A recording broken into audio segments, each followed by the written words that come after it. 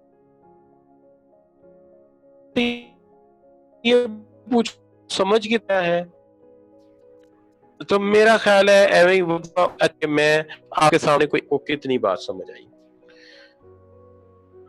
اچھا بچوں، تو سب سے پہلا سوال یہ ہے کہ mister Saleem begins a new job at Yasa Chemicals. He discovered, unlike his previous job, all staff members dress casually. According to Ushan, which level of culture is M. Salim is observing? کہ محمد سلیم جو ہے کون سا level observe کر رہا ہے کہ پچھلی جاب کی نسبت ان لوگوں نے جو کپڑے پہنے ہوئے ہیں وہ انفارمل ہے. تو آپ نے بالکل صحیح کہا، سب بچوں نے ڈی کو چوز کیا which is called artifacts. بالکل کریکٹ جی، بالکل ٹھیک ہے. تو یہ سب بچوں نے صحیح جواب دیا ہے، فروا نے، منصور نے، جویریہ نے، آمنہ ظفر نے. اچھا بچوں، اب جہاں تک سوال ہے ہمارا، اسی طرح کا ایک سوال اور ہے، اور یہ سوال کچھ یوں ہے کہ consider the following two statements. Culture was expressed by Handy that sum total of all belief, knowledge, attitude, norms. کہ ہینڈی کی جو ڈیفینیشن تھی وہ کل میں نے لکھی تھی، وہ یہ تھی: the way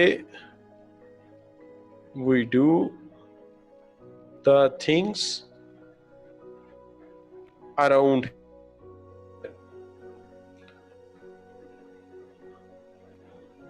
ٹھیک ہے جی، تو ہم نے کہا the way we do the things around here. تو جہاں ہمارے ارد گرد جس طرح چیزیں ہو رہی ہیں that is we called a culture. یہ ہینڈی نے کہا تھا.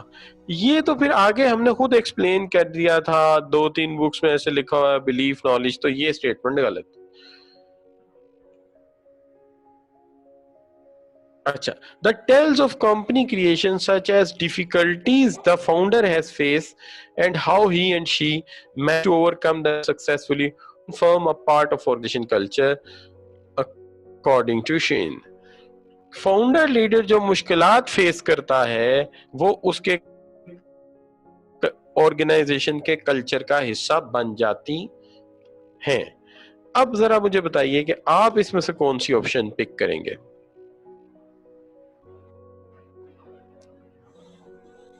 دیکھتے ہیں جی، سب بچوں نے بی آپشن لیا ہے، منصور نے، فروا نے، کائنات، آمنہ ظفر. ٹھیک ہے جی، اور اس کے بعد جو ہے وہ تو آپ میں سے بات تو بالکل صحیح آپشن لیا ہے بچوں نے. یہ دیکھیے بی آ گیا نا جی، اونلی 2. یہ ٹھیک ہے اور یہ غلط ہے. بالکل کریکٹ ہے، یہ بالکل ٹھیک ہے. کل ایک بچہ میرے سے شکوہ کر رہا تھا کہ میں اکثر جواب دیتا ہوں، آپ میرا نام نہیں لیتے. اصل میں بچوں ہوتا یہ کہ جب میں آپ سے سوال کا کہتا ہوں جواب دینے کے لیے، تو سم ٹائم یہ ہوتا ہے کہ اگر آن لائن 50 بچے ہیں تو تقریباً جو جواب دے رہے ہوتے ہیں 40 ہوتے ہیں. تو فوری طور پہ بہت سارے نام ایک دم سے سکرین سے ابو چلے جاتے ہیں، تو وہ مجھے نظر ہی نہیں آ رہے ہوتے. تو یہ ایک مسئلہ ہو جاتا ہے اکثر. اچھا بچوں، تو یہ ایک تو بات یہ ہو گئی. دوسرا یہ ہے کہ یہاں پہ بچے جو ہیں آپ ہمارے وہ اپنی مرضی سے جو ہے نا وہ کلاس پڑھتے ہیں. مثال کے طور پہ آج جمعہ ہے تو بہت سارے بچوں نے کلاس نہیں پڑھی، تو آئی ڈونٹ نو وائی کہ اتنی مرضیاں کیسے آپ چلا سکتے ہیں. اینی وے، واپس آتے ہیں. Which of the following is the first of the 3 levels of culture described by Shane? پہلا لیول کون سا ہے کلچر کا اس میں سے؟ تو میں دیکھتا ہوں آپ کیا جواب دیتے ہیں. میں اس میں آپ کی کوئی ہیلپ نہیں کروں گا. I will see that کہ آپ کیا جواب دیتے ہیں. تو لیٹ می سی جی، میں کمنٹس میں دیکھ رہا ہوں آپ کے، آپ ریڈنگ کریں. Take time, take your time. جی اگین منصور، فروا، کائنات، جو جواب مجھے آ رہا ہے وہ آ رہا ہے آپشن بی، اور اسی طرح آمنہ ظفر کا بھی بی. تو یہ بالکل کریکٹ آنسر ہے. یہ کریکٹ آنسر کس سینس میں ہے کہ جو پہلا لیول ہوتا ہے وہ آرٹیفیکٹس ہوتے ہیں، اور آرٹیفیکٹس یہی ہوتے ہیں کہ کس طرح سے لوگوں نے لباس پہنا ہے، اور یہ آسانی سے نظر آ جاتا ہے، اس لیے آپ کا جواب بالکل ٹھیک ہے. اچھا جی، اب اس کے بعد آ جاتے ہیں آپ First leader of the organization tend to define and later and upcoming leader follow it. یہ کس نے کہا ہے؟ تو جب زیادہ تھیوری پڑھ لیتے ہیں سوال زیادہ اچھا رہنا تھا، لیکن چلے ابھی دیکھ لیتے ہیں کہ آپ کیا جواب دیتے ہیں کہ first leader of organization tend to define. تو کس نے کہا ہے؟ تو obviously you will choose the B, that is the شین. شین نے کہا ہے کہ جو فاؤنڈر لیڈر بنیاد رکھتا ہے وہ آنے والے لیڈر اس کو فالو کرتے ہیں. So it's very correct answer جی. تو یہاں پہ آ کے ہم وائنڈ اپ کرتے ہیں شین کو. اب ہم چلتے ہیں مکینزیز 7S ماڈل. 7S ماڈل مکینزیز نے جو دیا ہے اس کے اندر وہ کہتا ہے کہ جی بات یہ ہے کہ بیسک مقصد اس کامن فریم ورک کا کیا ہے. تو model applied in a situation and is a valuable to when organization design it at question the most common uses of framework. جبکہ آرگنائزیشن کوئی چینج لا رہی ہوتی ہے. اب چینج کا لانا آپ کے لیے شاید کوئی نئی بات ہو، لیکن میں آپ کو اس طرح سمجھا سکتا ہوں کہ شاید آرگنائزیشن اپنا پلانٹ چینج کر رہی ہے، اپنی بلڈنگ چینج کر رہی ہے، اپنا اکوپمنٹ ریپلیس کر رہی ہے، اپنا انفارمیشن سسٹم بدل رہی ہے. یہ سب چیزوں کو ہم آرگنائزیشنل چینج کہتے ہیں. تو وہاں پہ یہ ماڈل اپلائی ہوتا ہے. کہاں پہ اپلائی ہوتا ہے میں دوبارہ بولوں گا، جہاں پہ آرگنائزیشن اپنے حالات میں کوئی تبدیلی لا رہی ہوتی ہے، یا ٹیکنالوجی بدل رہی ہے، یا بلڈنگ بدل رہی ہے، یا وہ آرگنائزیشن کے جو ہیں وہ سٹرکچر میں تبدیلی لا رہی ہے. تو جب چینج آ رہی ہوتی ہے تو وہاں پہ یہ ماڈل بہت زیادہ کارگر ہے، کامیاب ہے. اب اس کے اندر جب ہم بات کرتے ہیں تو سب سے پہلی بات کہتے ہیں کہ یہ ہیلپ کرتا ہے نئی اسٹریٹجی کے بنانے میں کہ لوگ کیا سوچتے ہیں اور ہمیں کیسے ایکشن لینا چاہیے. اور یہ آئیڈینٹیفائی کرتا ہے ایچ ایریا جہاں پہ فیوچر میں ہمیں چینج لانے کی ضرورت ہوتی ہے. اور یہ ماڈل بہت فیسیلیٹیٹ کرتا ہے جب آرگنائزیشن، کل ہم ایک پرابلم ڈسکس کر رہے تھے مرجر اور ایکوزیشن کے جو پرابلم ہوتے ہیں ان کو سمجھنے میں یہ ماڈل بڑا ہیلپ فل ہے. تو پھر ریپیٹ کر لیتے ہیں ماڈل کا یوز کیا ہے جب آرگنائزیشن کوئی چینج لا رہی ہو. چینج لانے کا مطلب کیا ہو سکتا ہے؟ آرگنائزیشن اپنی بلڈنگ بدل رہی ہے، اپنا اسٹرکچر بدل رہی ہے، آرگنائزیشن اسٹرکچر بدل رہی ہے، ٹیکنالوجی یا انفارمیشن چینج کر رہی ہے، یا آرگنائزیشن یکسر ایک نئی اسٹریٹجی بنا رہی ہے. پہلے وہ سیمنٹ انڈسٹری میں کام کرتے تھے، اب وہ شوگر انڈسٹری میں جا رہے ہیں، یا وہ شوز انڈسٹری میں جا رہے ہیں. تو یہ بالکل نئی اسٹریٹجی ہے.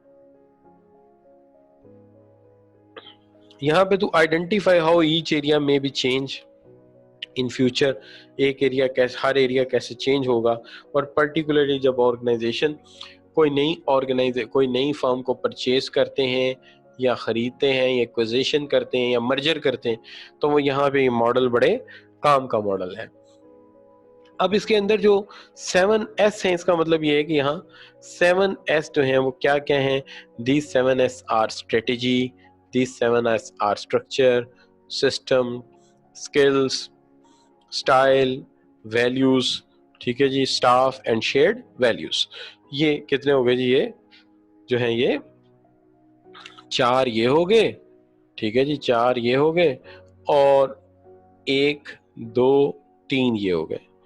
اب جو 3 ہیں ان کو مکینزے کہتا ہے کہ یہ ہارڈ فیکٹر ہیں. ہارڈ فیکٹر کون سے ہیں؟ Strategy, structure, system. اور سافٹ فیکٹر جو ہیں وہ ہیں style, staff, skills and shared values. یہ سافٹ فیکٹرز ہیں.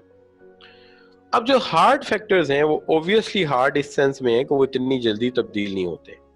کسی بھی آرگنائزیشن کی اسٹریٹجی 3 سال سے 5 سال کے لیے 3 سے 5 سال کے لیے بنائی جاتی ہے، اور ان 3 سے 5 سال کے درمیان اس کی اسٹریٹجی میں کوئی رد و بدل آنے کے چانسز بہت کم ہوتے ہیں. اور اسٹرکچر جب ایک دفعہ بن جاتا ہے تو اسٹرکچر میں بھی رد و بدل عام طور پر نہیں ہوتا.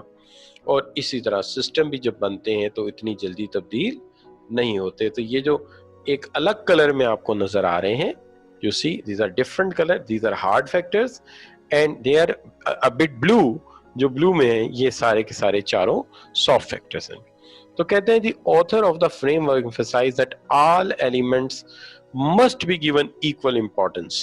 अब वो ये नहीं कहता कि हार्ड फैक्टर को ज्यादा अहमियत दो और सॉफ्ट को कम दो, वो कहता है कि एक भी फैक्टर अगर गड़बड़ कर गया आप चेंज नहीं ला सकोगे. मिसाल के तौर पे स्ट्रक्चर से ही ना बना सके, चेंज आएगी?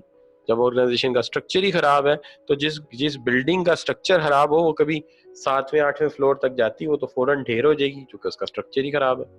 अगर स्ट्रेटेजी गलत बन गई तो क्या आपकी हिकमत अमली ही गलत है, क्या आप कोई चीज अचीव कर सकेंगे?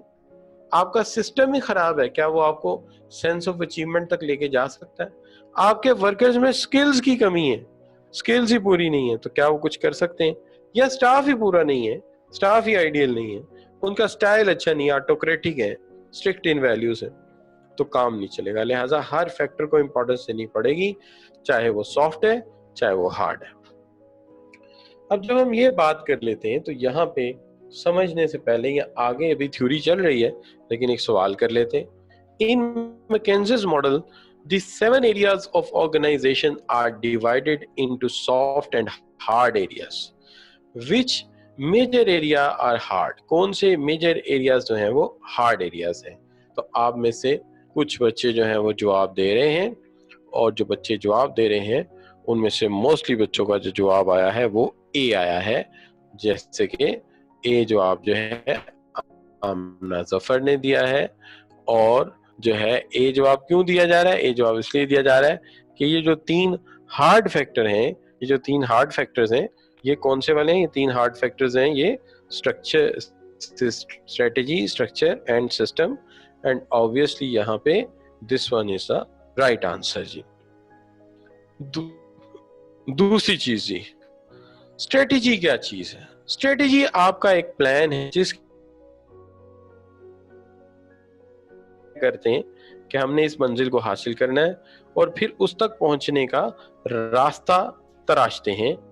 तो जब हम रास्ता तलाश करते हैं तो इसको हम कहते हैं ये है हमारी स्ट्रेटेजी, जिसको आप उर्दू में आसानी के लिए कह देते हैं हिकमत अमली.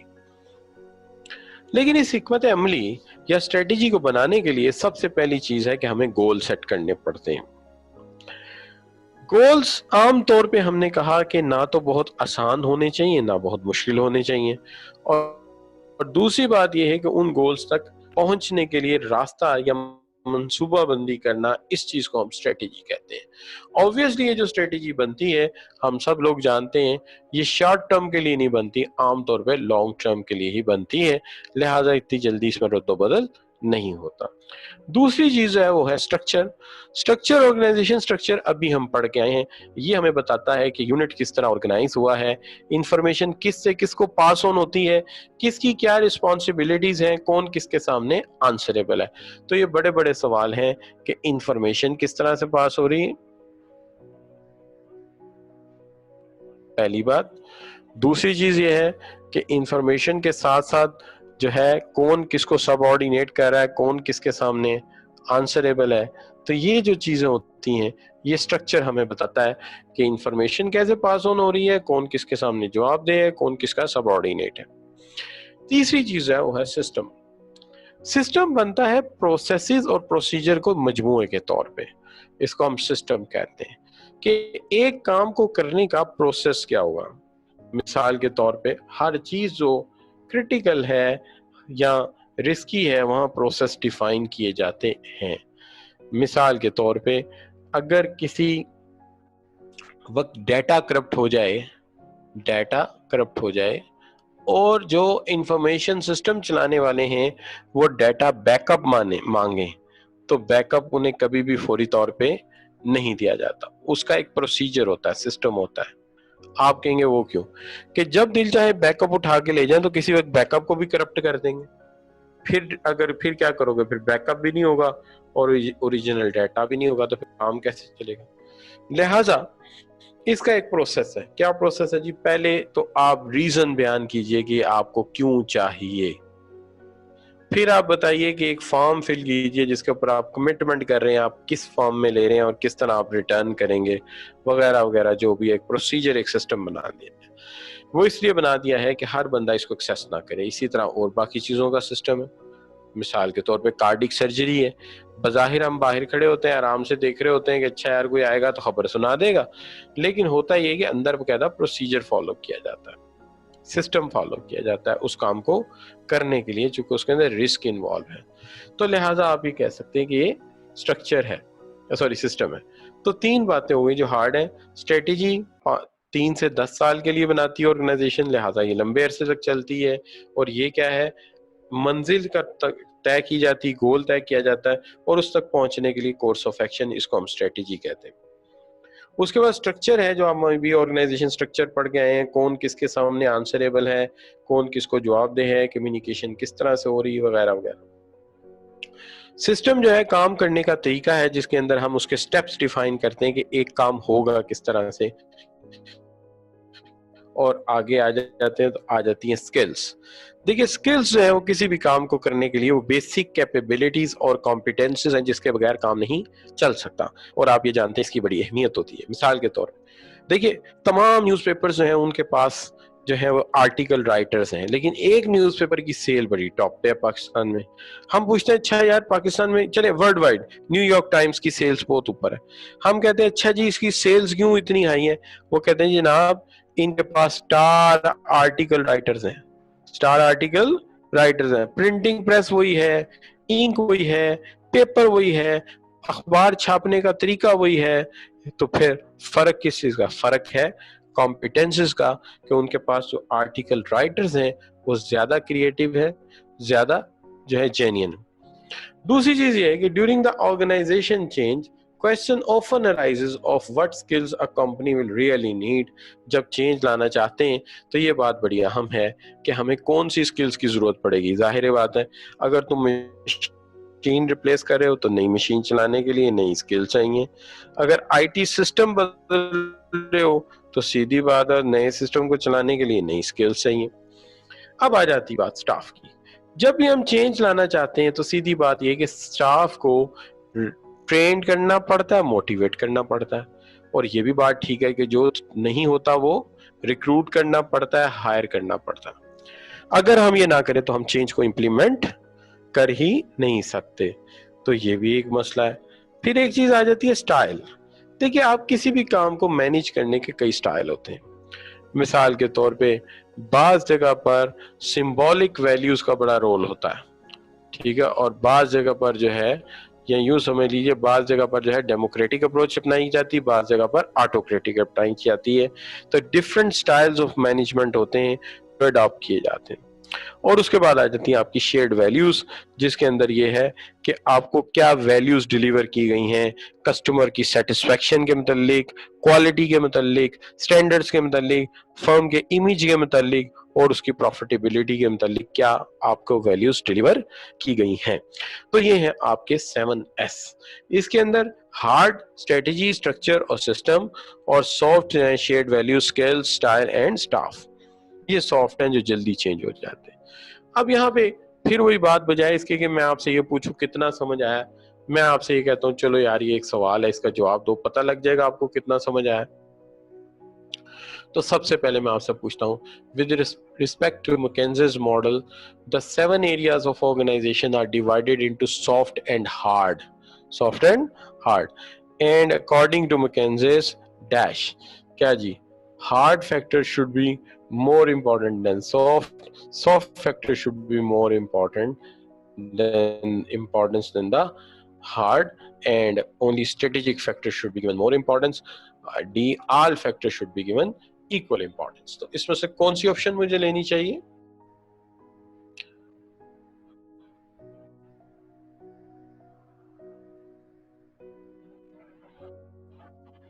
چاہیے کہ all factors should be given equal importance. یہ بات ہم ابھی پڑھ کے آئے تھے کہ تمام فیکٹرز کو کیا دینی چاہیے, ہمیں ایکول امپورٹنس دینی چاہیے. ایک بھی فیکٹر اگر ہم کیئر لیس ہو گئے تو چینج امپلیمنٹ نہیں ہو سکے گی. اس لیے ڈی آپشن اس سوال میں ٹھیک تھا. ایک دو بچہ ایک کہہ رہا ہے کہ سسٹم کو دوبارہ ایکسپلین کر دیجئے. کر دیتے ہیں جی. سسٹم ایکچولی کلیکشن ہوتا ہے ڈفرینٹ جو ہے وہ سٹیپس کا, کہ اگر آپ نے ٹیلی فون کے لیے اپلیکیشن جمع کرانی ہے تو اس کے کچھ سٹیپس ہیں, سیکوینس ہے. پہلے آپ کو اپنے گھر کی رجسٹری لینی ہوگی, یعنی document of ownership, evidence of ownership. اس کے بعد اس کے ایڈریس مینشن کرنے کے لیے کوئی دوسرا ٹائپ کا بل, اور اس طرح 3 یا 4, اور ایک اسٹیمپ پیپر, اور پھر آپ اپلائی کریں گے جا کے. تو یہ جو ہے ہم کہتے ہیں یہ کہ ہے آپ کا سسٹم ہے. اچھا بچہ, چھوٹے چھوٹے چنک سے بنتا ہے, جیسے ایک موٹر سائیکل کا سسٹم ہے, وہ کس سے بنا ہے؟ چھوٹے چھوٹے پرزے جوڑ کے ایک سسٹم بناتے ہیں. گاڑی کا سسٹم ہے, موبائل کا سسٹم. تو system makes by smaller part, smaller chunks which connected with each other. Hope your question is answered. اچھا بچوں, اب پہلا سیکشن جو ہے میں کہتا ہوں جی یہ تو میرے اینڈ کر دیا میں نے, یہاں پہ میں اس کو فی الحال سٹاپ کر رہا ہوں شیئرنگ. دوسرا جو ہے اس کی طرف بڑھتے ہیں. دوسرا جو سیکشن ہے اس کی طرف جو تھرڈ, میں اس کو کہہ دیتا ہوں کہ یہ میرا جو ہے جی 30th سیکشن ہے. تو میں اس کو کہتا ہوں this is what my 30th hour of coaching. سو میں اس کو 30واں لیکچر کہہ رہا ہوں اپنا. تو ہم اس کو اب شیئر کرتے ہیں آپ کے ساتھ. میں فائل شیئر کروں پھر آپ کے ساتھ, یہ آ گئی جی آپ کے سامنے. جی بچوں, اس لیکچر میں ہم نے کیا پڑھنا ہے جی, آپ جانتے ہیں ابھی کلچرل جو ہے میں نے آپ کو پڑھا دیا, کلچرل آئس برگ پڑھا دیا, ایگرشین پڑھا دیا, 7S ماڈل بنا دیا. اب ہم چلتے ہیں کلچرل ویب کی طرف. کلچرل ویب کیا چیز ہے جی؟ کلچرل ویب جو ایکچولی کنسسٹڈ آف ہے 7 ایلیمنٹس پہ, جس کو ہم کہتے ہیں پیراڈم یا پیراجم. پیراجم چینج جو ہے ایکچولی معاملہ جو ہے اس میں ہے کیا؟ دیکھیے کہتے ہیں کہ اگر ان میں سے کوئی ایک فیکٹر بدل دوں تو وقتی تبدیلی آئے گی یا ایسی چینج آئے گی جو ٹیمپریری ہوگی. لیکن میں پورا پیراجم بدل دوں, پورے کا پورا پیراڈم ہی چینج کر دوں, تو پھر اس کا مطلب ہے کہ آپ نے تو پورے کا پورا ہی نظام ہی بدل دیا.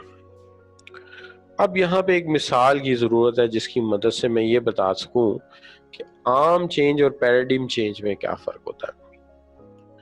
دیکھیے فرض کیجئے کہ آپ کی والدہ جو ہیں وہ اسلام آباد گئی ہیں کسی کام سے, آپ کی خالہ سے ملنے گئی اسلام آباد, یا فرض کیجئے کہ ان کا کوئی برٹش یا امریکن ویزا تھا, اس کے لیے اپلائی کرنا تھا, یا سعودی عرب جانا تھا عمرے کے لیے, تو وہ وہاں گئی ہوئی تھی اسلام آباد. وہ واپس آتی ہیں تو دیکھتی ہیں کہ آپ نے گھر کے کرٹن بدل دیے ہیں. تو وہ کہہ سکتی ہیں کہ اٹ از نائس چینج, یہ بڑا اچھا چینج ہے. لیکن ایسا نہ ہو, ایسا ہو کہ ایک آپ کا بھائی پڑھتا ہی نہیں تھا, وہ جب آئی ہیں تو وہ پڑھ رہا ہے بیٹھ کے, ٹھیک ہے جی. ایک آپ نے نماز نہیں پڑھنی تھی, نماز پڑھ رہی ہیں, ٹھیک ہے جی. اور جو بڑی آپ ہیں وہ کھانا پکا رہی ہیں, اور آپ جو ہیں آپ کمپیوٹر پہ بیٹھے اپنا کام کر رہے ہیں یا اپنا ICMA کا لیکچر سن رہے ہیں. تو آپ کی والدہ کیا کہیں گی؟ Nice change? نہیں, وہ نائس چینج نہیں کہیں گی. وہ پتہ کیا کہیں گے؟ وہ کہیں گے یہ تو کایا ہی پلٹ گئی ہے. کیا ہو گئی ہے؟ کایا پلٹ گئی ہے. اب مجھے تو کہیں گی کہ کایا پلٹ گئی ہے. کایا پلٹنے کا مطلب ہے تانا ہی بدل گیا ہے, تانا بانا ہی بدل گیا ہے, ہر چیز بدل گئی ہے. تو تانا بانا ہوتا ہے کہ جب وہ نیٹنگ کرتے ہیں نا اس کی کسی کپڑے کی, تو اس میں تانا بانا 2 چیزیں ہوتی ہیں. تو تانا بانا ہی بدل گیا ہے, یعنی گراس روٹ لیول پہ چینج آ گئی ہے یا کایا پلٹ گئی ہے. تو اس کو ہم کہتے ہیں یہ کلچرل پیراڈم چینج ہے, بڑا چینج ہے. اب یہ جو پیراڈم ہے اس کے اندر جو چیزیں پائی جاتی ہیں وہ ایک نہیں ہے, وہ کافی ساری. اب سوال یہ پیدا ہوتا ہے کہ کون کون سی چیزیں ہیں. ایک تو یہاں پہ آپ کے سامنے آپ کو ایک لسٹ نظر آ رہی ہے, یہاں ایک ڈائیگرام نظر آ رہی ہے. وہ ڈائیگرام جو ہے وہ کنوے کر رہی ہے کہ اس کے اندر کیا کچھ ایسا ہے جو قابل وضاحت ہے. اس کے اندر سب سے پہلی تو بات ہے کہ اس ماڈل کا فوکس کس چیز پہ. دیکھیے اس ماڈل کا جو فوکس ہے basically within an organization interaction ہے. یہ ماڈل ہمیں یہ بتاتا ہے کہ آرگنائزیشن کے لوگ اپنے کام کو کس طرح سے کرتے ہیں, वो इसे नेमत समझते हैं या मुसीबत समझते हैं, वो इसे राहत का बाइस समझते हैं या तकलीफ का बाइस समझते हैं, वो इसको रफा दफा करते हैं या पूरी जाफिशानी से काम करते हैं। ये भी बताता है कि किस तरह से ऑर्गेनाइजेशन रिलेट करती है आउटसाइड वर्ल्ड की आने वाली तब्दीलियों को अपने ऑर्गेनाइजेशन के कल्चर के साथ किस तरह से रिलेट करती है। क्योंकि कोई भी ऑर्गेनाइजेशन, कल बात हुई थी कि ऑर्गेनाइजेशंस आमतौर पर एक ओपन सिस्टम होती हैं, वो इन्वायरमेंट से इनपुट लेती हैं और इन्वायरमेंट को आउटपुट देती हैं, लिहाजा वो इन्वायरमेंट से अलहदा नहीं हो सकती। अगर बाहर की इन्वायरमेंट में चेंज आएगा तो वो क्लाइमेटिक और वो जो कल्चरल सोशल चेंज है वो ऑर्गेनाइजेशन के ऊपर भी असरकार होगा, जरूर उसके ऊपर असर डालेगा। लिहाजा ये बताते हैं, ये जो मॉडल है बताता है कि इस ऑर्गेनाइजेशन के लोग कैसे अपने काम को हैंडल करते हैं, उसे नेमत समझते हैं, उसे राहत का बाइस समझते हैं या उसे अपने लिए मुसीबत समझते हैं। दूसरी बात यह है कि ये ऑर्गेनाइजेशन जो है ये आउटसाइड दी वर्ल्ड को अपने साथ किस तरह से रिलेट करती है, यानी जो बाहर की तब्दीली है उसे अपने साथ कैसे ये रिलेट करती है। अब इसके अंदर 6 एलिमेंट हैं। इन 6 एलिमेंट में सबसे पहले जो है व्हाट टू वर्क कह लीजिए, व्हाट डज नॉट वर्क, क्या काम करता है क्या नहीं काम करेगा, how do we approach our work, हम अपने काम को किस तरह से अप्रोच करेंगे, and how do work together with other organisational cultures. तो ये बातें की वजाहत यहाँ पे हम करेंगे इस हवाले से। And there is a great need to manage the organization culture because it affects strategy and performance। तो ये बड़ा ज़रूरी है कि ऑर्गेनाइजेशन के कल्चर को मैनेज किया जाए, चूँकि इसको मैनेज करने से स्ट्रेटेजी और ऑर्गेनाइजेशन की सक्सेस जो है वो मुमकिन हो सकती है। इसके बगैर ऑर्गेनाइजेशन की सक्सेस मुमकिन नहीं हो सकती। तो सवाल ये है, हम क्या काम करते हैं, हम किस तरह काम करते हैं, हम किस तरह काम को लेके चलते हैं, हमारा अप्रोच करने का अंदाज क्या है और बाहर के कल्चर को अंदर कैसे रिलेट करते हैं, और हमारी ये परफॉर्मेंस और ये कल्चर कामयाबी का बाइस बनता है और नाकामी का भी बनता है।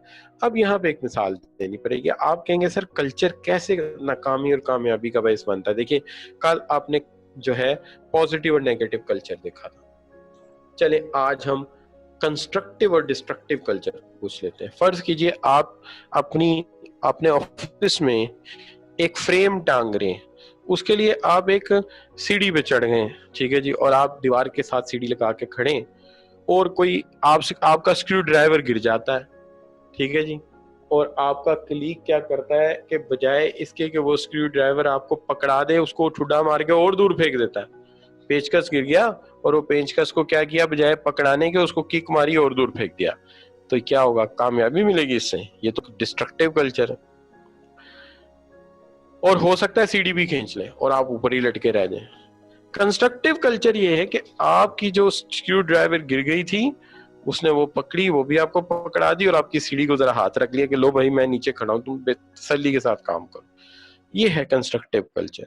तो एक ऐसी ऑर्गेनाइजेशन जिसका कल्चर अच्छा होता है, वहां पे अल्टीमेटली क्या होता है कि चीजें जो है वो प्रॉपर तरीके से परफॉर्म करती हैं, और इसको हम कहते हैं, ये हमारा क्या है, कल्चरल वेब है।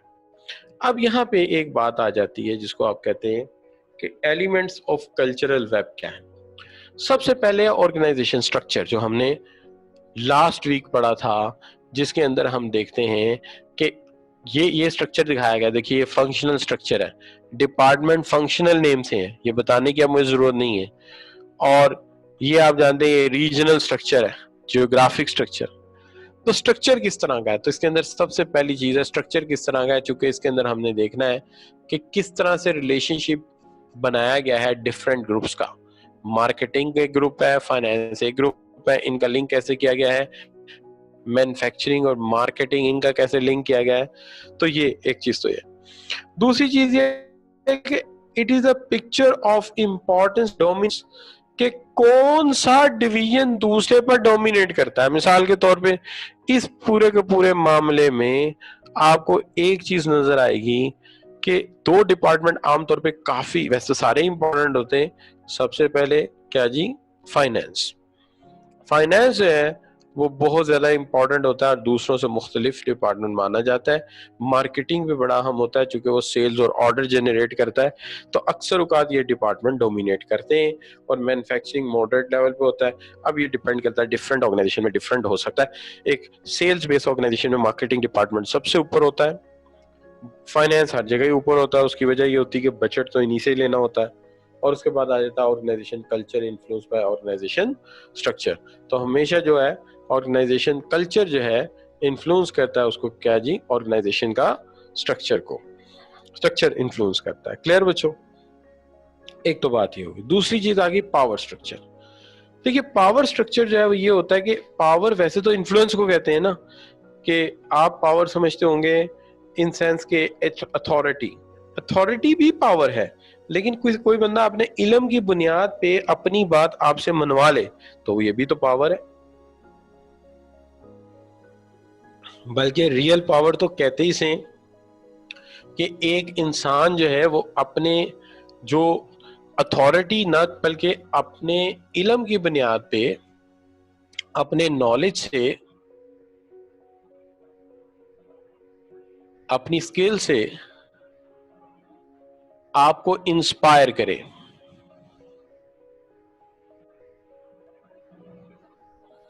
تو ہم اس کو کہتے ہیں یہ اس کی کیا ہے؟ پاور ہے. پاور جو ہے ہمیشہ اکوائر کی جاتی ہے. پالیٹکس سے بھی اکوائر کی جاتی ہے. آپ ڈائریکٹر سے اچھے تعلقات بنا لیں, سب سے اچھے, آپ کی پاور بڑھ جائے گی. تو اس کا مطلب یہ ہوا بچوں کہ یہاں یہ جہاں پہ یہ میٹر کرتا ہے کون کس کا جونیئر ہے, کون سا ڈپارٹمنٹ ڈومینیٹنگ ہے, یہ بھی میٹر کرتا ہے کہ کون زیادہ انفلوئنس کر پاتا ہے اپنے علم کی بنیاد پہ, انسپائر کرتا ہے اپنی سکلز کی بنیاد پہ, اپنے پرسنل انفلوئنس کو, اپنے ایکسپیرینس کو, اپنی ایکسپرٹیز کو استعمال کرتے ہوئے. تو this is what the second factor. تیسرا جو ہے وہ ہے سٹوریز اینڈ میتھس. دیکھیے ہر فرم کی سٹوریز اور میتھس جو ہیں وہ دوسروں سے مختلف ہوتی ہیں. مثال کے طور پہ آپ کچھ آرگنائزیشنز کی جو سٹوریز اور میتھس ہیں وہ دوسروں سے ڈفر کر رہی ہوتی ہیں. یہ کیا؟ یہ بات ہوتی ہے آرگنائزیشن کی ہسٹری. ہسٹری کیا ہے؟ سٹوریز کیا رول پلے کرتی ہیں, میتھس کیا رول پلے کرتی ہیں. میں آپ کو بتاتا ہوں, آپ سی ایم اے کوالیفائی کر رہے ہیں, آپ کی لائبریری میں لکھے ہوں گے سکسیسفل انٹرپرینورز کی سٹوریز, مثلا بل گیٹس, ٹھیک ہے جی. اس کے بعد جناب جو ہے سٹوری لکھی ہوگی آپ کی جو ہے وہ سکسیسفل انٹرپرینورز کی سٹوریز ہوں گی, جیسے Kamran Lashari and so and so and so on. یہ جو ہیں یہ سٹوریز آپ کو ملیں گی کیونکہ آپ کو ہم نے اس تھاٹ پہ لے کے جانا. لیکن جب آپ آرمی میں چلے جاتے ہیں تو آرمی کی لائبریری میں جاتے ہیں تو وہاں پہ قصے اور طرح کے لکھے ہوتے ہیں, موسیٰ بن نصیر, قاسم, محمد بن قاسم, اچھا جی, دن جناب خالد بن ولید رضی اللہ تعالیٰ عنہ. تو کہنے کا مطلب یہ ہے کہ جب ہم وہاں پہ جاتے ہیں تو وہاں پہ وہ سٹوری سنائی جاتی ہیں, سلطان ٹیپو, حیدر علی, ٹھیک ہے جی, جنرل شبیر شہید, میجر عزیز بھٹی شہید. تو ان کی جو ہے سوانج عمری یا ان کی بایوگرافیز لکھی ہوتی ہیں. مقصد یہ ہوتا ہے کہ آپ کو ویسا بنانا ہے تو آپ ویسے ہی بن جاتے ہیں, اور یہ ہوتا بھی ہے. کلچر بڑی پاورفل چیز ہے. بعض اوقات وہ چیز جو قانون میں نہیں لکھی ہوتی کلچر آپ کو منا لیتا ہے, روایات آپ کو منا لیتی ہیں. مثال کے طور پر آپ مجھے یہ بتائیے کہ کبھی ایسا آپ نے دیکھا ہو کہ جی کوئی شپ ڈوب رہا ہے اور اس کا جو کیپٹن ہے وہ کہے کہ نہیں جناب میں پہلے جمپ کروں گا شپ سے, پہلے میں اپنی جان بچاؤں گا. تو آپ کہیں گے نہیں ایسا نہیں ہو سکتا. اب ایسا کسی قانون میں لکھا ہوا ہے تو آپ کہیں گے نہیں سر قانون میں بھی نہیں لکھا ہوا. تو جب قانون میں بھی نہیں لکھا ہوا اور وہ کر بھی ایسے ہی رہا ہے کہ اگر یہ کوئی ایئر کرافٹ ہے تو پائلٹ کہے گا پہلے پیسنجر ایئر ہوسٹسز ایجیکٹ کریں پھر میں کروں گا, میں اینڈ پہ کروں گا, وہ اپنی جان سب سے آخر میں رکھے. اگر شپ ہے تو کیپٹن کہے گا یار میں اینڈ پہ پہلے دوسروں کو بچاؤ, پیسنجر بچاؤ, سٹاف بچاؤ. اگر سب بچ گئے اور پھر بھی ایک سیٹ بچ گئی پھر میں چلا جاؤں. تو یہ کیا ہے؟ یہ کلچر. اب یہ جو چیزیں ہیں یہ سٹوریز اور میتھ سنا کے ہم آپ کے اندر وہ والا کریکٹر پھونک دیتے ہیں، جیسے آرمی میں جاتے ہی موسیٰ بن نصیر، محمد بن قاسم، ٹیپو سلطان، اس طرح قصے سنائے جاتے ہیں تاکہ آپ بہادر ہو جائیں، بریو ہو جائیں. اور وہ تو آپ جانتے ہی ہیں کہ جو ڈیفیکلٹیز شروع میں فیس کی ہوتی کسی بھی آرگنائزیشن نے، وہ اس کے کلچر کا حصہ بہرحال ہوتی ہیں. جیسے قائد اعظم نے جو مشکلات فیس کی وہ پاکستان کی تاریخ کا حصہ ہیں، پھر پاکستان نے ابتدائی دور میں مشکلات فیس کی وہ آج کی تاریخ کا حصہ ہیں. تو یہ بچوں 3 چیزیں ہوں. اب چلتے ہیں روٹین اینڈ ریچولز. کون روٹین کیا فالو کرتا ہے؟ دیکھیے آپ صبح اٹھتے ہیں، نماز پڑھتے ہیں، ٹھیک ہے جی، اس کے بعد آپ تیار ہوتے ہیں، پڑھنے بیٹھ جاتے ہیں، ٹھیک ہے، اس کے بعد آپ نے ٹائم فکس کیا ہوا، اس پہ آپ ایکسرسائز کرتے ہیں، آپ کی روٹین ہے، ٹھیک ہے جی. اسی طرح مختلف آرگنائزیشن میں جس طریقے سے چیزیں ہوتی ہیں ہم انہیں روٹین کہتے ہیں. مثال کے طور پہ اسلامک سوسائٹی کا ایک اپنا طریقہ ہے، ویسٹرن سوسائٹی کا ایک اپنا طریقہ ہے. تو یہ کیا ہے، روٹین اور ریچول ڈفرینٹ ہے، ٹھیک ہے جی. تو اس کو ہم کہتے ہیں، اور یہ لائف سٹائل کا بھی فرق ہے، ٹھیک ہے. لیکن یہ یاد رہے کہ ہم نے کہا تھا کہ آرگنائزیشن کا کلچر بننے میں بڑا وقت لگتا ہے، لیکن ایک چھوٹا سا ایونٹ اسے چینج کر دیتا ہے. اب یہ چونکہ 4 باتیں ہو گئی ہیں اور ذرا ڈائیورسفائڈ ہے، میں ریپیٹ کر دیتا ہوں. آرگنائزیشن سٹرکچر سے معاملہ یہ ہے کہ ایک ایسا سٹرکچر ہائرارکی جو ہمیں بتائے کون جونیئر ہے، کون سینئر ہے، کمیونیکیشن کیسے ہو رہی ہے، کون سا ڈپارٹمنٹ ڈومینیٹ کر رہا ہے. اور دوسری طرف پاور سٹرکچر ہے، کون انفلوئنس کرتا ہے اور باقی سب پہ ڈومینیٹ کر کے اپنی بات منواتا ہے، power structure. Stories and maths, آپ کی آرگنائزیشن میں ہسٹری میں کیا سٹوریز سنائی جاتی ہیں، کیا نعرے لگائے جاتے ہیں، کیا سلوگنز لگائے جاتے ہیں، کیا ورڈ آف ماؤتھ ہے پوزیس کیا جاتا ہے. تو یہ جو ہے آپ اسے کہتے ہیں ہماری میتھس ہیں اور سٹوریز ہیں. اور روٹین اور ریچول یہ ہیں آپ کے اٹھنے کا ٹائم کیا ہے، آپ کے کام کرنے کا وقت کیا ہے، کام کرنے کا طریقہ کار کیا ہے، کس طرح سے آپ کام کرتے ہیں، بایو ریدم کیا ہوتے ہیں. تو یہ سارے کا سارا معاملہ روٹین اور ریچول کا ہے. اب آگے آ جاتے ہیں سمبلز. اب سمبلز پہ کل تفصیل سے بات ہوئی تھی کہ symbols play a story and a major role in conveying you about کہ جی آپ جب سمبلز کی بات کرتے ہیں تو چھوٹا سا سمبل بہت بڑی بات جو ہے وہ کنوے کر دیتا ہے. جیسے مثال کے طور پہ میں نے کل بات کی تھی کہ آرمی میں ایک نشان ہوتا ہے جو بڑے بہادر آدمی کو ملتا ہے، یہ والا نشان آپ دیکھ رہے ہیں نا بچوں، یہ والا نشان، تو اس کو کہتے ہیں کیا جی، نشان حیدر. سمبل بڑی عجیب چیز ہوتی ہیں جو ویسے آپ بات نہیں کہہ سکتے ہو، وہ جب نشان کہتے ہیں تو لوگ مان لیتے ہیں. مثال کے طور پہ آپ یہ کہتے ہو کہ جناب ایک بندہ لڑتا ہوا دشمن کے ساتھ شہید ہو گیا، لیکن اس نے بہت بہادری سے جنگ لڑی. جنرل میجر شبیر شہید، میجر شیر خان، عزیز بھٹی شہید. تو آپ نے انہیں نشان حیدر دے دیا. اب یہ نشان حیدر دینے کا مطلب کیا ہے؟ نشان حیدر دینے کا مطلب یہ ہے کہ ہم یہ مانتے ہیں کہ آپ اتنے بہادر ہو کہ آپ حضرت علی رضی اللہ تعالیٰ عنہ کے لشکر کے سپاہیوں میں سے ہو، لہٰذا تم آج بھی وہ بہادری رکھتے ہو جو کہ یا اس صنف کی بہادری رکھتے ہو جو کہ اس دور میں حضرت علی رکھتے تھے. اب یہ بات جو ہے یہ میں الفاظ میں کہہ رہا ہوں، آپ کہیں گے سر کتنی غلط بات آپ کہہ رہے ہیں، کہاں وہ کہاں یہ، لیکن نشان جو کہہ رہا ہے وہ مان لیتے ہو آپ. تو نشان کیا مسئلہ یہ ہوتا ہے کہ جو سمبل ہے وہ بات کہہ دیتا ہے جو الفاظ میں کہنا شاید جائز بھی نہ ہو. So that is why symbols play a major role. اب آرگنائزیشن میں سمبل کیا ہوتے ہیں؟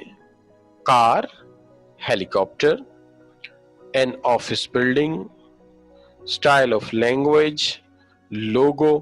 تو یہ کنوے کرتے ہیں کہ آپ ایکچولی کہنا کیا چاہتے ہیں، and it convey a back ground thought. تو یہ بیک گراؤنڈ تھاٹ آپ کو بتاتے ہیں. آگے آ جاتا ہے کنٹرول سسٹم. دنیا میں جو بھی کام کیے جاتے ہیں، جو بھی ٹریک طے کیے جاتے ہیں، یاد رہے کہ ہم ہمیشہ دیکھتے ہیں یا کوئی ایسا طریقہ کار وضع ضرور کرتے ہیں کہ جب ہم ٹریک پہ چل رہے ہوں تو اگر ہم غلطی سے کسی وقت جینین کرنٹ سے لیفٹ یا رائٹ مڑ جائیں، अपने जेन्युइन करंट से लेफ्ट या राइट मुड़ जाएं, हमारा जो चलने का अंदाज है अपनी मंजिल से हटना शुरू हो जाए, तो कोई ऐसा प्रोसीजर फॉलो किया जाए जिससे हम वापस अपने ट्रैक पे आके अपनी मंजिल की तरफ रवाना रह सके। इसके लिए बड़ी आसान एग्जांपल ये है कि आप जब बजट पढ़ते हैं तो बजट के साथ एक वेरिएंस एनालिसिस होता है। बजट के साथ एक वेरिएंस एनालिसिस होता है। ये जो वेरिएंस एनालिसिस होता है, इसके हम ये चेक करते हैं कि आप जो प्रोजेक्ट चला रहे हैं उसकी जिस स्टेज पे जितना बजट कहा था क्या उतना ही लगा है या आप तजावुज कर गए हैं। अगर कर गए हैं तो फिर उसका कोई हल सोचिए। इसी तरह हम अपनी ऑर्गेनाइजेशन में जब काम हो रहा होता है तो हम क्रिटिकल सक्सेस फैक्टर्स को देखते हैं। मिसाल के तौर पे गाड़ी कामयाब जा रही है, कहाँ से पता चलेगा कि सेल अच्छी जा रही है, प्रॉफिट अच्छा जा रहा है, रेट ऑफ रिटर्न अच्छा जा रहा है, ठीक है जी, रेट ऑफ रिटर्न अच्छा जा रहा है। तो ये गवाही दे रहे हैं हमारे क्रिटिकल सक्सेस फैक्टर के जनाब हमारा सेल जो है वो अच्छी है।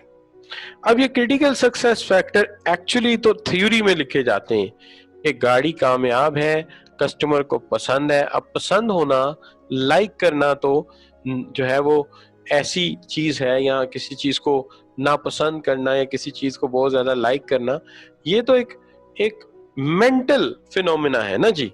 ये तो एक इंसान की जो है एक सोच है। अब क्या हम इसे क्वांटिटी में कन्वर्ट कर सकते हैं?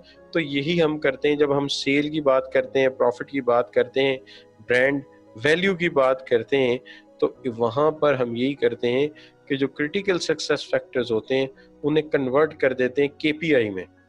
केपीआई का मतलब होता है की परफॉर्मेंस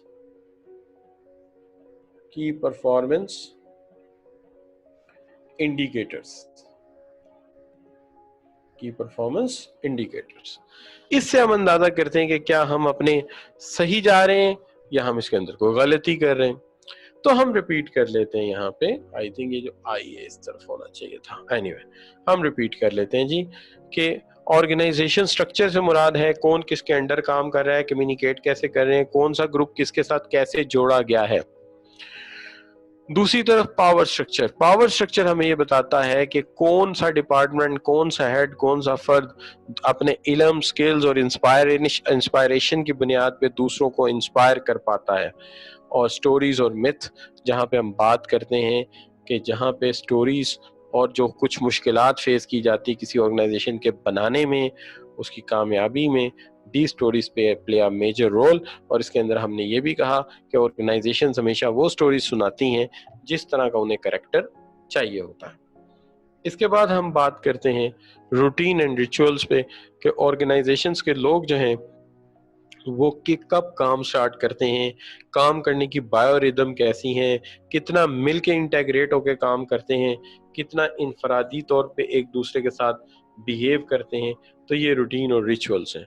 और आगे आ जाते हैं सिंबल से मुराद आप जानते हैं कि वो ऐसे निशान जो इंसान को बताते हैं, कल बात हुई थी बड़ा सा ऑफिस, बड़ी सी गाड़ी और जनाब बड़ी सी कार, ये बताती है कि जनाब ये साहब खास हैं, इनको सलूट करना पड़ेगा, एक हेलीकॉप्टर ये सब चीज। अच्छा बच्चों, कंट्रोल सिस्टम्स हमें ये बताते हैं कि हमें अपनी परफॉर्मेंस को जो है किस तरह से कंट्रोल करना है और इसे हमने मुमकिन बनाना है कि हम जो अपने इवेंट्स हैं और जो अपनी परफॉर्मेंस है अगर वो जेन्युइन करंट से हटती है तो हमें उसे किस तरह से वापस लेकर जाना है। यहाँ पे बच्चों एक काम मुकम्मल हो गया हमारा, कौन सा जी? कल्चरल वेब का। अब बात शुरू करते हैं हम Charles handy cultural types.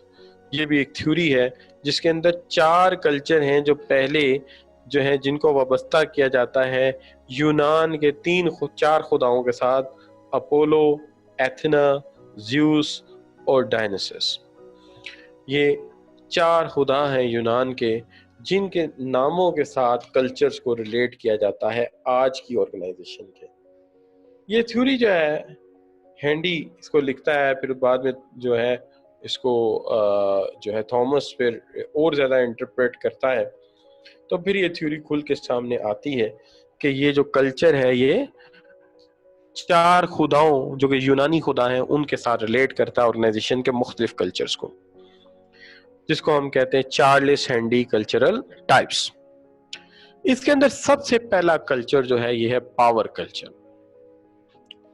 Power culture एक ऐसी ऑर्गेनाइजेशन में पाया जाता है जहां पे एक सोर्स ऑफ पावर होती है, एक ताकत का सरचश्मा होता है और बाकी सब लोगों को उसकी बात माननी होती है।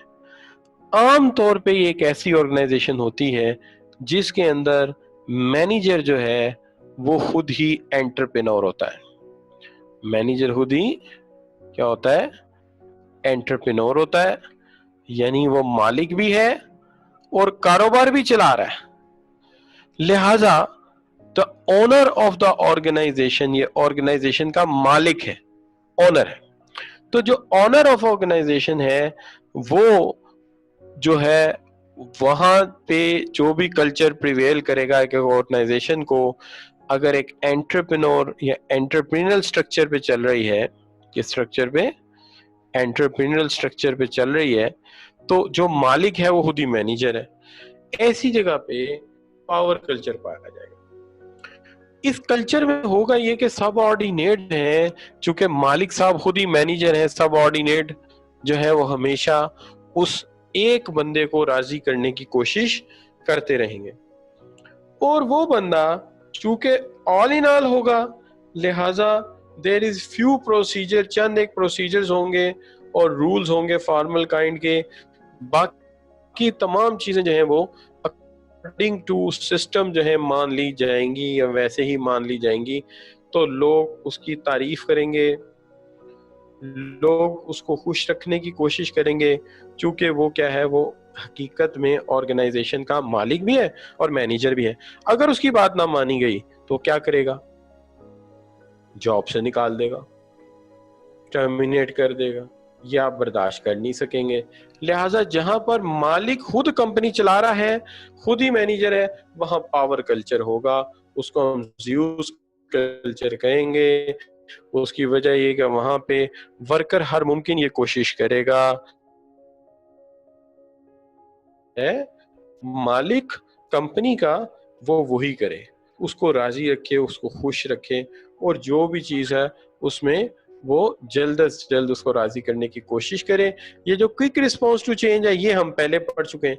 एंटरप्रेन्योरल स्ट्रक्चर में चूंकि एक ही बंदे ने डिसीजन होता है और लेना होता है, वन मैन डिसीजन, तो जो भी कस्टमर चाहता है ये उसको फौरन रिस्पॉन्ड करता है, तो वो तो जाहिर बात है क्विक रिस्पॉन्स टू चेंज होता है।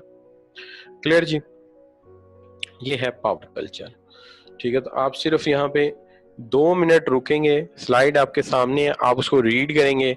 मैं जरा एक गिलास पानी पकड़ के लाता हूँ, आज घर वाले लगता है सो गए, पानी भी नहीं देके गए, मैं अभी आता हूँ।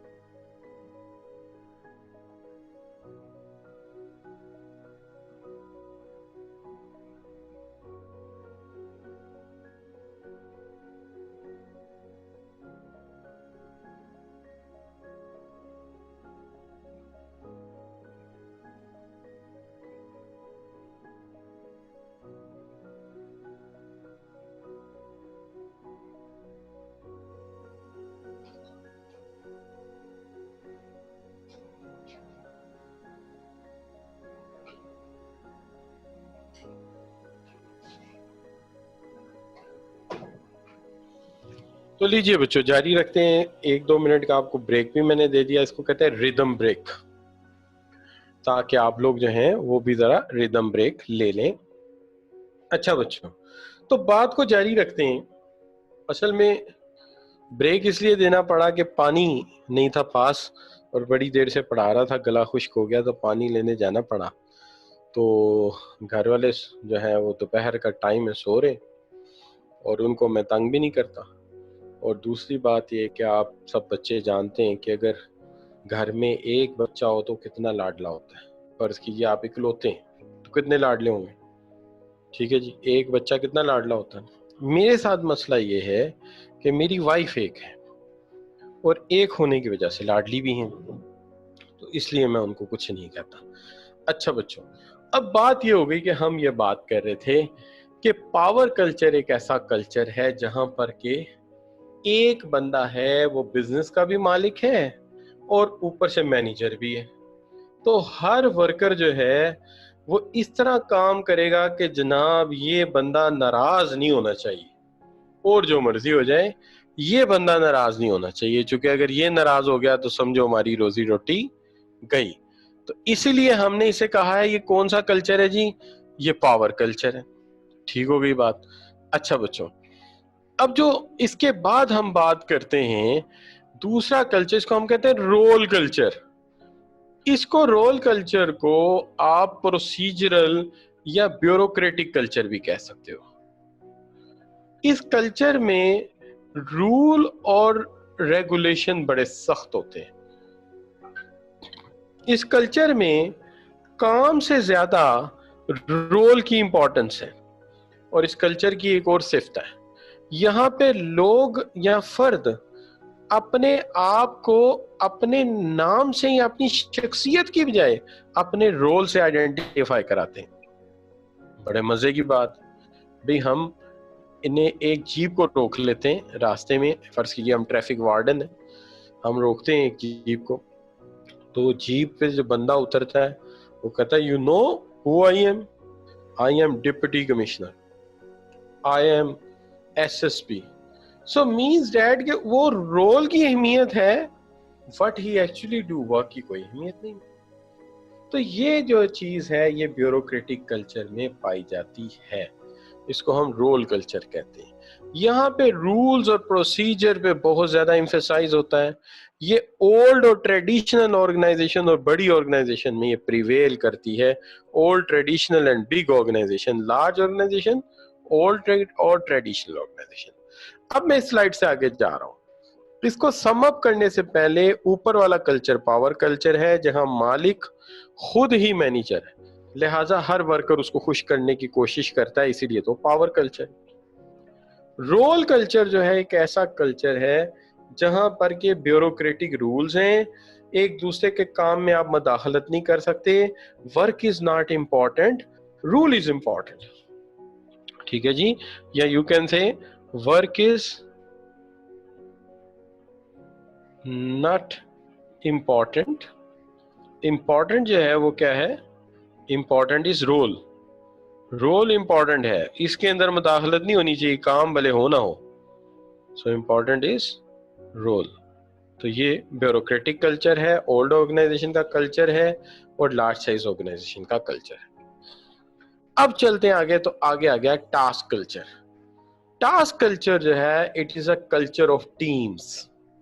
یہ ٹیمز کا کلچر ہے.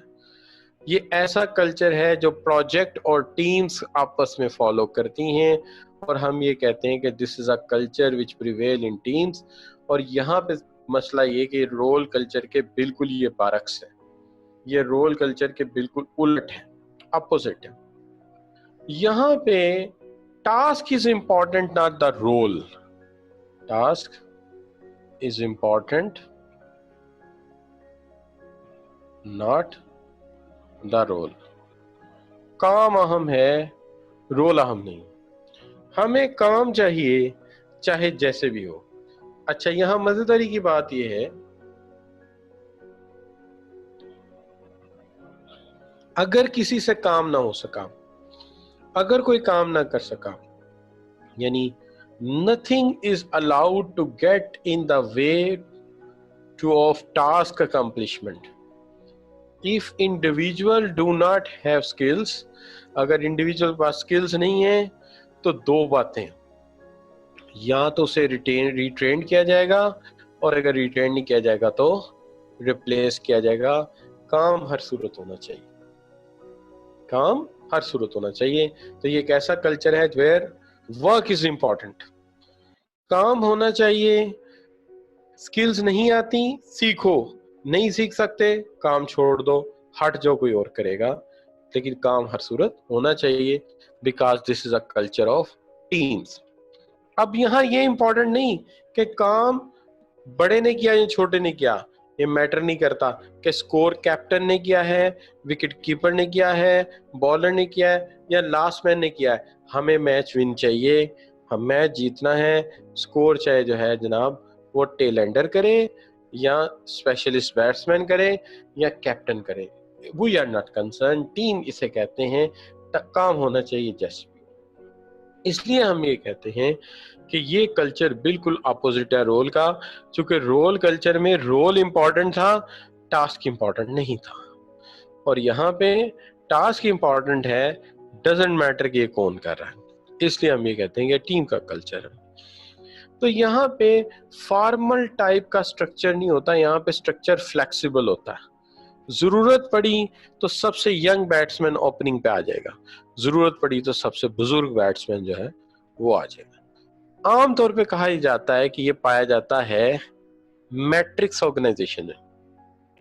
अब आपको समझ आई होगी कि सर ने ऑर्गेनाइजेशन स्ट्रक्चर पहले क्यों पढ़ाया और ऑर्गेनाइजेशन कल्चर बाद में क्यों पढ़ाया। क्योंकि हम जब बात करते हैं एंटरप्रेन्योरल स्ट्रक्चर, तो भाई एंटरप्रेन्योरल स्ट्रक्चर तभी बताऊंगा ना जब ऑर्गेनाइजेशन स्ट्रक्चर पढ़ा होगा, और यहाँ पर आपको मैट्रिक्स स्ट्रक्चर तभी बताऊंगा ना जब ऑर्गेनाइजेशन स्ट्रक्चर पढ़ा होगा। लेकिन माशाल्लाह यहाँ पे बात ऐसे बच्चे हैं जिन्होंने पढ़ के भी नहीं पढ़ा हुआ, क्योंकि बाद इतना टाइम नहीं लगा रहे, हालांकि कि आजकल बाहर निकलना नहीं होता, सिर्फ काम ही काम होता है, वो भी अल्लाह जाने क्यों नहीं हम ठीक कर रहे। अच्छा बच्चों, ये हो गए जी 3 कल्चर। अब जरा कान खोल लीजिए, मैल कान की निकाल लीजिए, बड़ी अहम बात होने जा रही है। हम बात करने जा रहे हैं पर्सन कल्चर। रेडी हैं जी? पर्सन कल्चर एक ऐसा कल्चर है जिसको हम ये कहते हैं कि एक पर्टिकुलर कल्चर है जिसके अंदर एक पर्सन जो है वो found to be in a small and highly participatory situation. यहाँ पे जो है एक बंदा काम को पिक करेगा और ए से लेके जी तक उसे ही करना है, इसलिए इसको पर्सन कल्चर कहते हैं।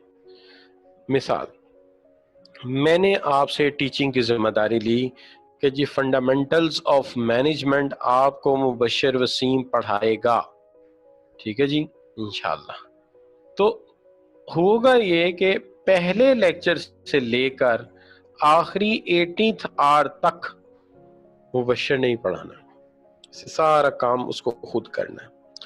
इसी तरह अगर मैं लॉयर हूं तो मुझे आपने फीस दे दी कि लो जी मेरा मुकदमा आपने लड़ना है, तो सिवाय एक्सेप्शंस के मुझे खुद ही कोर्ट जाना पड़ेगा, मुझे सारा केस खुद ही प्लीड करना है। तो ये कल्चर है बैरिस्टर के चैम्बर का, ठीक है जी, लॉयर के चैम्बर का,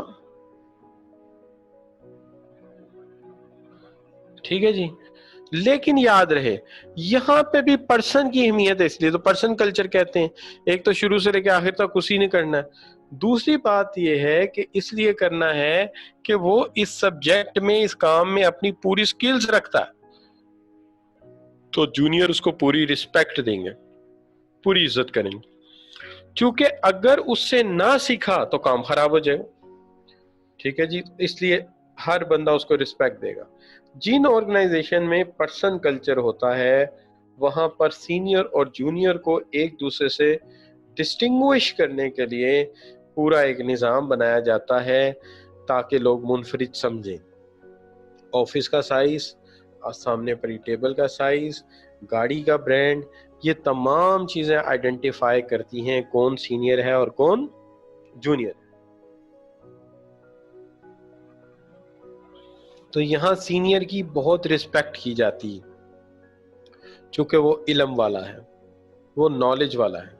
تو یونیورسٹی کا ڈپارٹمنٹ, بیرسٹر کا چیمبر, لائر کا چیمبر, یہ سارے پرسن کلچر سے چلتے ہیں.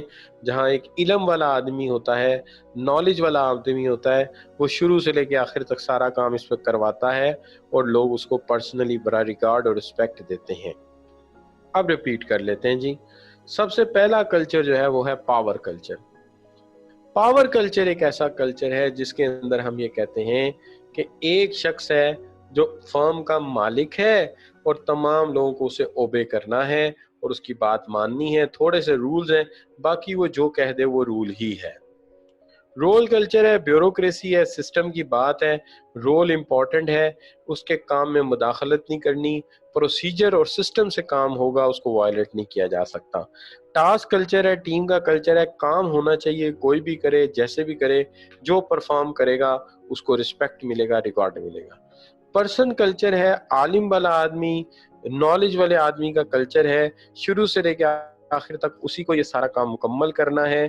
لائر کا چیمبر ہے, بیرسٹر کا چیمبر ہے, ڈین کا آفس ہے, ان سب کا کلچر پرسن کلچر ہوتا ہے, جہاں علم والے لوگوں کی قدر, قیمت اور عزت کی جاتی ہے, ان سے مشورہ کیا جاتا ہے. اب پھر وہی بات آ جاتی ہے کہ اگر میں آپ سے پوچھوں اچھا جی کتنی سمجھ آئی ہے, آپ کہیں گے سر بڑی سمجھ آئی ہے. ابھی پتہ لگ جاتا ہے. Which of the following is one of the cultural types identified by Handy? جی شاباش بچوں.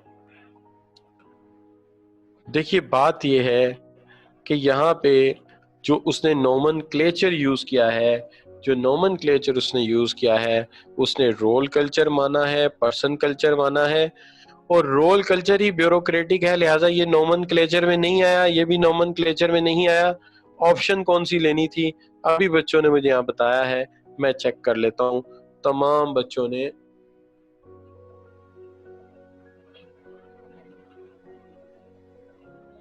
کچھ بچے کہہ رہے ہیں کہ سر آج سیمولیشن سیشن ہے تو اپنی کلاس جلدی ختم کر لیں, یہ بات مجھے کہی ہے کوئی بچہ ہے اے بی.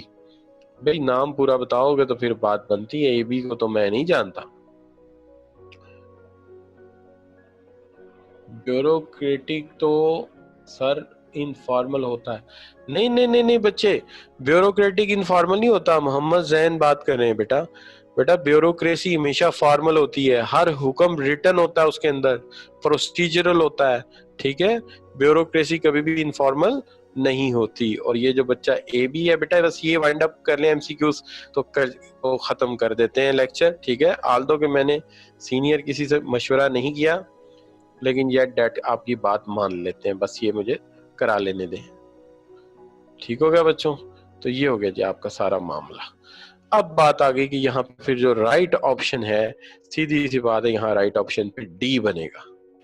ٹھیک ہے جی, جلدی سے بات کرتے ہیں. according to Handy's theory in person culture, which of the following is very correct? Person culture میں کیا کریکٹ ہے؟ contributed by employees in recognition, یہ تو ہو گیا ٹیم کلچر, ٹھیک ہے جی. تو یہ ٹاسک کلچر ہے, تو یہ تو نہیں ہو سکتا. اسٹیٹس سمبل, پرسن کلچر میں ہمیشہ سمبل دیے جاتے ہیں, بڑا سا آفس, بڑی سی ٹیبل, بڑی سی گاڑی, تو یہ آ جائے گا. People believe that if they meet job requirement they will slowly progress, یہ بھی آپ کا رول کلچر بیوروکریسی بن جائے گی, سلو ترقی. Rules are put in place, یہ بھی رول کلچر بنے گا. تو B is the correct option. TJ International is an organization with strongly traditional look. لو جی بات ہی کلیئر ہو گئی. آپ نے جب ٹریڈیشنل لک کہہ دیا تو آدھی بات تو یہیں سے سمجھ آ گئی. And it is structured and manage according to classical principle, specialization, chain of command, تو بیوروکریٹک ہو گیا نا جی. یونٹی آف کمانڈ, ڈائریکشن, تو یہ بیوروکریٹک ہو گیا. تو جب بیوروکریٹک ہو گیا تو پھر بات کنفرم ہو گئی کہ یہ کیا بن گیا جی آپ کا, یہ آپ کا جو ہے وہ رول کلچر بن گیا. پھر اور سنیے یہاں پہ کمیونیکیشن از ورٹیکل, اس کے علاوہ کیا ہے کہ یہاں پہ डिफाइंड एंड स्ट्रिक्टनेस है, तो ये ब्यूरोक्रेसी साबित कर रही है कि ये रोल कल्चर है. Which of the following is four cultural type popularized by Handy is often found in the organization which with entrepreneurial structure? Entrepreneurial structure हो तो कौन सा होगा जी इसमें से टास्क? ये अब आप मुझे बताएंगे, इसमें मैं आपकी कोई मदद नहीं करूंगा. जी बच्चों, कौन बताएगा जी? जी मैं कमेंट्स में देख रहा हूँ, एंटरप्रेन्योरियल स्ट्रक्चर है, कौन सा कल्चर होगा जी?